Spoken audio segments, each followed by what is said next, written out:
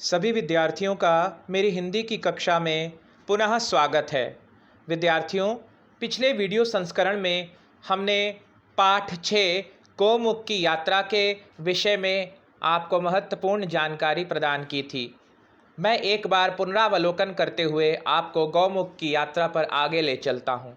तो बच्चों, हम सब ने पिछले वीडियो संस्करण में गौमुख की यात्रा पाठ में यह जाना था कि विनोद अपने पापा के साथ गंगोत्री आया है और गौमुख जाने के लिए तैयार खड़ा है और उसे ठंड लग रही है और उसके साथ स्वामी जी सुंदरानंद हैं, जिनके यहाँ वे लोग मेहमान होते हैं और स्वामी सुंदरानंद उनका ध्यान रखते हैं।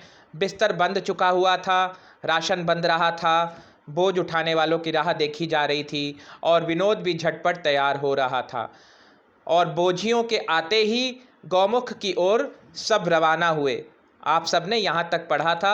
मैं एक बार फिर से आपको बता देता हूँ कि यह पाठ विष्णु प्रभाकर जी ने लिखा हुआ है और इस पाठ को उन्होंने यात्रा वृतांत शैली में लिखा हुआ है। तो आइए आज हम चलते हैं गौमुख की यात्रा पर, जो कि विनोद, उसके पापा और स्वामी सुंदरानंद का साथ हमें मिलेगा। और रास्ता इतना चढ़ाई का है कि जैसे ही पैर डगमगाया तो पाताल में बहती गंगा में ही शरण मिलेगी। तो आइए अब हम आगे की यात्रा पर इस वीडियो संस्करण के साथ चलते हैं। स्वामी जी ने ढांढस दिलाया, यानी सबको हिम्मत दिलाई कि रास्ता इतना कठिन है, संकरा है कि यदि पैर डगमगाया तो हम सीधा गंगा में जाएंगे और उसके बाद हमारा अता पता नहीं चलेगा। लेकिन फिर भी स्वामी जी ने ढांढस दिलाया। पहाड़ में ना तो सोचा जाता है और ना ही रुका जाता है, बस चला जाता है। और उन्होंने एक और इशारा करते हुए कहा, विनोद, उस पार देखो, वह जो पतली सी दूध जैसी धारा ऊपर से गिर रही है, वह देव गंगा है। पिछले वर्ष यह इतनी नाराज हुई, इतनी तेज हुई कि यहाँ का सब कुछ बहा ले गई, किसी का कहीं अता पता नहीं लगा। विद्यार्थियों, आप सभी जानते हैं 2013 की केदारनाथ घटना के बारे में। ये उसी की बात कर रहे हैं कि देवगंगा में ऐसा उफान आया था उस समय कि सब कुछ अपने आप में अलकनंदा नदी के साथ बहाकर ले गई थी। विनोद कांप उठा। सच? कहाँ गए वे सब? स्वामी जी ने कहा, गंगा में बह गए, किसी का कुछ पता नहीं चला। विनोद और उसके पापा जी के संग तेजी से घने जंगलों के बीच से जाती हुई पगडंडी से नीचे उतरने लगा। वहाँ उन्हें रुकना था, लेकिन वे वहाँ पहुँच पाते कि बड़ी बड़ी बूंदें पड़ने लगीं, अर्थात बारिश होने लग पड़ी। उन्होंने दौड़ना पड़ा। डाक बंगले में तुरंत बिस्तर बिछा दिए गए, यानी जहाँ पर उनको शरण लेनी थी उस स्थान का नाम था डाक बंगला, और वहाँ पर बिस्तर बिछा दिए गए रास्ते में। पापा ने विनोद को 2 मोटे मोटे कंबलों से ढक दिया। भोजियों ने दूसरे कमरे में आग जला दी। जब डाक बंगले में भोजन बन चुका, तब एक नन्ही सी मोमबत्ती की रोशनी में सब ने गर्मा गर्म खाना खाया। फिर वह मोमबत्ती भी बुझ गई। तब सबके सब लेट गए। सवेरे पापा के बार बार पुकारने पर ही विनोद ने आंखें खोली। उसने देखा कि सब कुछ बर्फ सा ठंडा ठंडा था, धूप का कहीं अता पता नहीं था। फिर आगे की यात्रा प्रारंभ हुई। आगे का मार्ग और भी भयानक था, लेकिन स्वामी जी ने कहा, मेरे पीछे पीछे चले आओ, तुम्हारे पीछे तुम्हारे पापा रहेंगे, तुम्हें डरने की ज़रा भी ज़रूरत नहीं है। वर्षा बराबर तेज़ होती जा रही थी। इससे चारों ओर धुंधुलका छा गया था, अर्थात कोहरा या धुंध छा गई थी। स्वामी जी को ढूंढने में परेशानी हो रही थी, लेकिन वे कहाँ हार मानने वाले थे। एक चट्टान पर चढ़कर वे खुशी से चिल्ला उठे। बच्चों, आप देखिए, ये स्वामी जी चट्टान पर चढ़े हुए हैं और खुशी से चिल्ला रहे हैं। क्या चिल्ला रहे हैं? वह रहा गौमुख, मेरे पीछे पीछे आ जाओ। कुछ ही क्षण बाद विनोद ने एक नदी की तेज धारा को देखा, जो एक बर्फ की गुफा से निकलकर पत्थरों में टकरा टकरा कर नीचे भागी जा रही थी।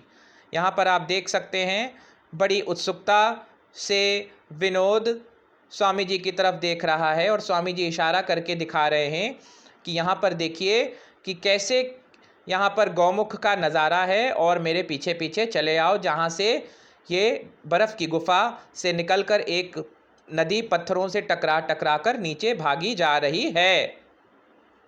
विनोद ने मुस्कुराते हुए पूछा, क्या यही गंगा है? हाँ, यही है। देखो ना, बर्फ के इस पहाड़ के भीतर इसका जन्म हुआ है। हाँ हाँ, आ जाओ, मेरी उंगली पकड़ लो, स्वामी जी ने हाथ बढ़ाते हुए कहा। स्वामी जी ने विनोद को थाम लिया और गुफा के अंदर जाने को दौड़ने लगे।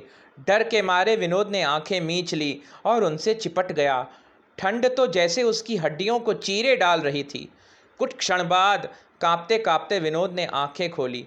स्वामी जी ने खाने को कस्तूरी वटी दी, जिसके बारे में मैंने आपको पहले भी बताया था कि यह ऐसी वटी होती है जिसका रस हिरण की नाभि से निकाला जाता है और इस वटी को खाने से अत्यंत शरीर में गर्मी आ जाती है। और कुछ मीठी मीठी गोलियां दी, यानी होम्योपैथिक मेडिसिन भी दी।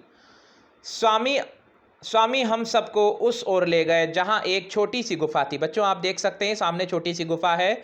उन्होंने एक बोझी से कहा, यानी बोझ उठाने वाले से कहा, भाग कर वहां जाओ और आग जला दो, हम भी आते हैं। जब हम सब गुफा में पहुंचे तो खूब तेज आग जल रही थी। विनोद एकाएक बोल पड़ा, कितनी छोटी गुफा है पापा, आप तो बैठ भी नहीं सकते। सचमुच गुफा छोटी थी, फिर भी वे सब किसी तरह आड़े तिरछे होकर आग के चारों ओर बैठ गए। लो चाय पियो, आलू के पराठे और हलवा अभी गर्म हुआ जाता है, स्वामी जी ने विनोद की पीठ थपथपा कर कहा। विनोद मुस्कुराया, आहा, कांपते हाथों में गरम गरम गिलास पकड़ना कितना अच्छा लगता है, और कैसी प्यारी है यह भाप। विनोद की बातें सुनकर सब जोर से हंस पड़े। इसी तरह हंसते खाते 2 घंटे बीत गए, पर वर्षा अभी भी हुए जा रही थी। स्वामी जी बोले, होने दो, अब तो घर ही लौटना है। गौमुख दर्शन के रोमांच ने विनोद को ताकत से भर दिया था। अब उसे कुछ भी सता नहीं रही थी, न ठंड, न पानी, न संकरा खतरनाक रास्ता, न ठंडे कोहरे से ढके पहाड़, कोई भी, कुछ भी नहीं। विनोद अब तेज़ी से चलता जा रहा था। तो बच्चों, आज हम सभी ने जाना गौमुख की यात्रा में कैसी उत्सुकता होती है और कैसा इसका आनंद होता है। मुझे आशा है कि आप सभी को यह वीडियो अत्यंत पसंद आया होगा। बच्चों, आज मैं वीडियो को अंत करने से पहले आप सभी को ये महत्वपूर्ण सूचना फिर से एक बार देना चाहता हूँ कि गौमुख गंगोत्री से 18 किलोमीटर ऊपर स्थित है, जो कि उत्तराखंड राज्य में है। और गंगोत्री, यमुनोत्री, केदारनाथ और बद्रीनाथ, ये 4 धाम हैं उत्तराखंड में। लोग वहाँ पर बड़ी श्रद्धा से, बड़ी प्रेम से और बड़े आनंद से वहाँ जाते हैं और गंगा के स्थान को, जहाँ से गंगा निकली है, ऐसे स्थान के दर्शन, गौमुख के दर्शन बड़े ही प्रीतिपूर्वक, प्रेम पूर्वक करते हैं। तो बच्चों, अब मैं अपनी वाणी को विराम देता हूँ। अगले वीडियो संस्करण में हम सभी एक नए पाठ के साथ, एक नए अध्याय के साथ आप सबके समक्ष प्रस्तुत होंगे। तब तक के लिए धन्यवाद।